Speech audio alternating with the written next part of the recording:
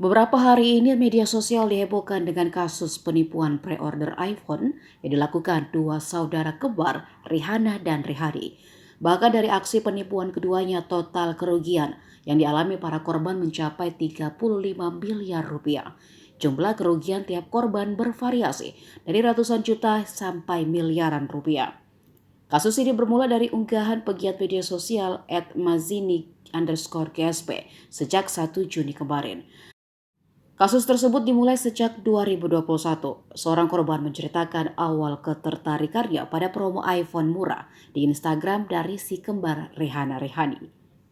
Korban ini awalnya tak langsung percaya. Ia memilih mengamati selama 2 bulan. Setelah ia merasa aman, dirinya memutuskan untuk membeli iPhone 13 Pro Max pada 5 Januari 2022. Setelah transaksi, ia menunggu estimasi pengiriman 8-12 minggu. Di akhir bulan Februari 2022, ia mulai melihat ada kendala keterlambatan hingga Juni 2022. Kabar pengiriman iPhone-nya tidak jelas. Chat dengan resellernya pun juga tidak dibalas.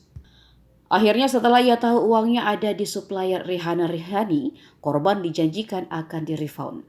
Namun proses refund itu juga tidak berjalan dan pelaku hanya berjanji saja. Hingga ia mendengar jika dirinya termasuk korban penipuan si kembar Ni dan Na. Kini setelah viral, sejumlah netizen yang diduga korban si kembar Rihanna Rihani membuat akun Instagram @kasus iPhone si kembar.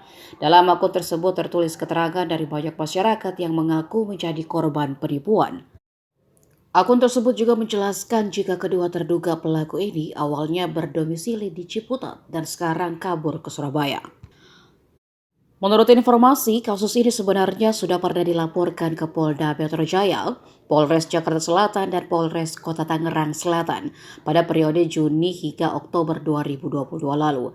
Sayangnya selama setahun kasus tersebut seolah berjalan di tempat.